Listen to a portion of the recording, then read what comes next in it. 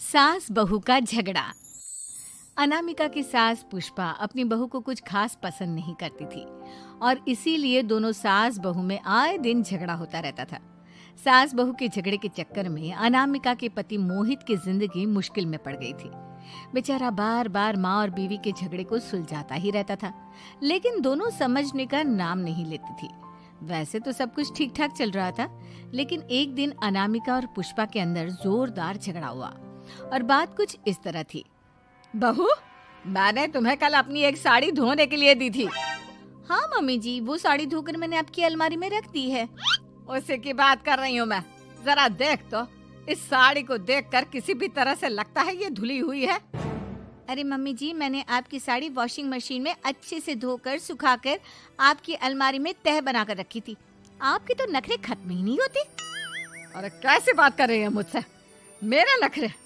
अरे मोहित, जरा ये देख तो, ये साड़ी धुली हुई लग रही है क्या? अरे मम्मी, जब अनामिका कह रही है कि उसने साड़ी धोई थी तो मान लो ना। हर बात पर झगड़ा करना जरूरी है क्या? क्या है ना मोहित, तुम्हारी माँ को तो मेरे हर काम में नुस्ख निकालने की आदत पड़ गई है। जब तक दो चार खरी खोटी सुना नहीं लेती ना, इनका दिन नहीं निकलता। अरे चुप कर, बहू होकर मुझे जवाब देती हो। एक तो गंदे कपड़े उठाकर अलमारी में रख दिए, ऊपर से कैंची की तरह कचर कचर बोली जा रही हो। अरे मम्मी जी, आपको समझ में नहीं आता क्या? मैंने साड़ी धो कर रखी थी। तो फिर इतनी गंदी क्यों लग रही है? अब मुझे क्या पता मम्मी जी, आप इस पर इस तरह तेल और घी की चिकनाई के दाग लगाकर लाएंगी तो ये मेरी जिम्मेदारी थोड़ी ना है। अरे तो हाथ से धोना चाहिए था ना। मैं आपकी बहू हूँ, नौकरानी नहीं जो एक कपड़ा रगड़ रगड़ कर हाथ से धो दूंगी। आपको पहननी है तो पहनिए, नहीं तो रख दीजिए। तुझे तो मैं अच्छी तरह बताऊंगी, मुझे जवाब देती है। एक दिन सुबह के वक्त, अरे अनामिका, मेरी व्हाइट शर्ट कहाँ है? आज ऑफिस में बहुत बड़ा प्रेजेंटेशन है और मुझे वो व्हाइट शर्ट पहन कर जाना है। मुझे पता है, आपने मुझे 2 दिन पहले ही बता दिया था और आपकी शर्ट मैंने धोकर अच्छी तरह आयरन करके अलमारी में लगा दी है। जाइए वहां से ले लीजिए। अनामिका, ये तुमने क्या किया? ये देखो, शर्ट पर लिपस्टिक का दाग लगा हुआ है और ये तो एक जगह से जल भी गई है। नहीं नहीं मोहित, ऐसा नहीं हो सकता। मैंने तो तुम्हारी शर्ट ठीक से इस्त्री करके अलमारी में लगाई थी। तो फिर ये जल कैसे गई अपने आप? अलमारी में लटके लटके थोड़ी ना जल जाएगी। पर मोहित, मुझे अच्छी तरह याद है। देखो, अपनी गलती को छुपाने की कोशिश मत करो। और अगर शर्ट जल भी गई थी तो तुम्हें पहले बताना चाहिए था ना। मैं नई शर्ट लेकर आ जाता। अब ऐन वक्त पर शर्ट कहाँ से लेकर आऊं? मेरा इतना इम्पोर्टेंट प्रेजेंटेशन था, सब खराब हो जाएगा। अरे बेटा, क्यों परेशान होता है? ये देख, मैंने तेरे लिए पहले से ही एक नई व्हाइट शर्ट ला कर रखी है। लेकिन मम्मी, आप मेरे लिए व्हाइट शर्ट क्यों लेकर आई? अरे मुझे पता था तेरा प्रेजेंटेशन होने वाला है और अपनी इस बहू पर तो मुझे बिल्कुल भी भरोसा नहीं। क्या पता मेरी साड़ी की तरह तेरी शर्ट भी गंदी करके रख देती। और देख, वही हुआ ना। बेटा, सारी टेंशन छोड़ और ये नई शर्ट पहन कर जा। थैंक यू मम्मी, आज तो आपने बचा लिया मुझे। कुछ दिनों के बाद, अरे अनामिका, जानती हो, ऑफिस में मेरा जो दोस्त है ना अमर, आज उसका बर्थडे है और उसे तुम्हारे हाथ का चॉकलेट केक बहुत पसंद है। थोड़ा सा बनाकर टिफिन में रख दो ना प्लीज। हाँ हाँ, क्यों नहीं, मैं बहुत अच्छा केक बनाकर आपके दोस्त के लिए रख दूंगी। तुम्हारे हाथ का खाना खाकर तो वैसे ही मेरे ऑफिस के सारे लोग इतनी तारीफ करते हैं, क्या बताऊं। प्लीज एक अच्छा सा केक और बना दो, मेरी तो ऑफिस में शान बढ़ जाएगी। अनामिका केक बनाने के लिए रख देती है। पुष्पा चुपचाप जाकर उस पे ढेर सारा नमक डाल देती है। देख अमर, तेरी भाभी ने तेरे लिए चॉकलेट केक बनाकर भेजा है, तुझे बहुत पसंद है ना? यार, तू बहुत किस्मत वाला है, भाभी इतना अच्छा खाना बनाती है और साथ में केक भी। वैसे भाभी को थैंक यू बोलना। थैंक यू बाद में, पहले तो ये केक खा कर देख। बहुत मेहनत से बनाया है अनामिका ने। अरे यार, इस केक में तो बहुत सारा नमक है। लगता है भाभी ने शक्कर की जगह खूब सारा नमक डाल दिया है। अरे मोहित, तू तो अपनी बीवी की कुकिंग की बहुत तारीफ करता फिरता है। जरा पूछना अपनी बीवी से, केक में नमक कब से डलने लग गया। क्या यार, तुझे भी मेरा ही जन्मदिन मिला था बिगाड़ने के लिए। केक नहीं लाना था तो मत लाता, कम से कम मुझे इस तरह नमक वाला केक तो नहीं खिलाता। अरे नहीं यार, अनामिका ऐसा नहीं कर सकती, जरूर कुछ गड़बड़ हुई होगी। घर जाने के बाद अनामिका, अगर तुम्हारा केक बनाने का मन नहीं था तो ना बनाती, लेकिन मेरी बेइज्जती करवाने की क्या जरूरत थी? अरे आपकी बेइज्जती, ये आप क्या कह रहे हैं?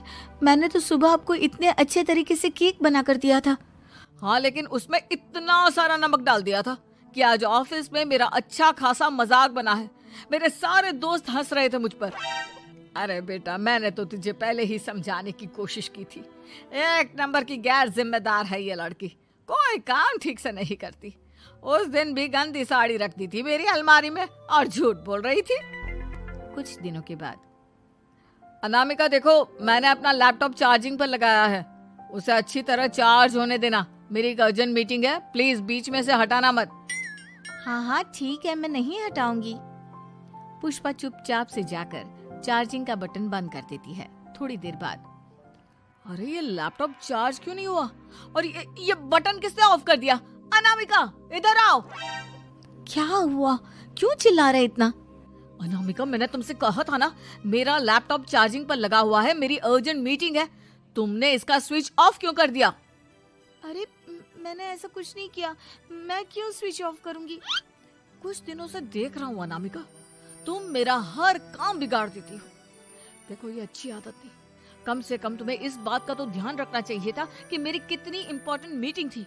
अब क्या करूंगा मैं? आई एम सॉरी मोहित, लेकिन सच में मैंने जानबूझकर कुछ नहीं किया। अगर जानबूझकर नहीं किया तो क्या सब कुछ अपने आप हो जाता है? कभी मेरी शर्ट जल जाती है, कभी केक में नमक डल जाता है।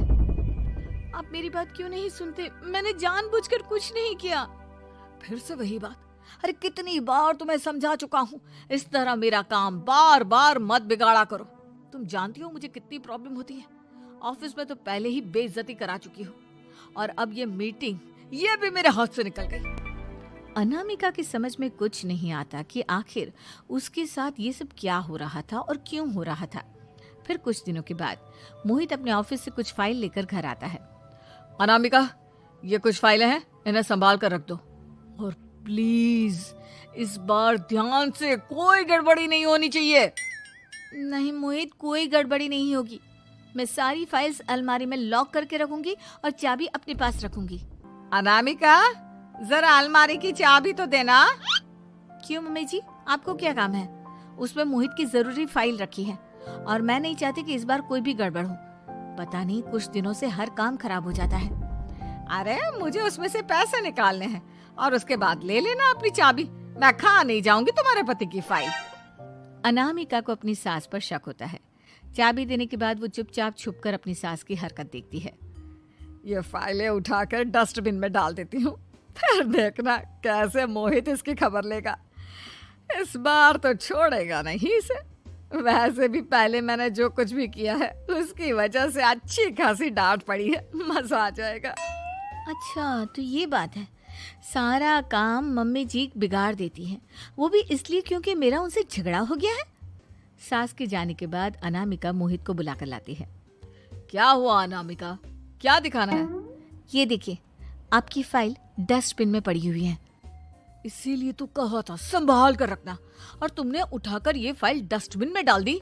मैंने नहीं, तुम्हारी मम्मी ने डाली है, मुझसे बदला लेने के लिए, ताकि तुम मुझे डांटो। और अगर मैंने डाली होती तो मैं तुम्हें दिखाने के लिए बुलाकर तो नहीं लाती ना। सही कह रही हो, मैं अभी मम्मी से जाकर बात करता हूँ।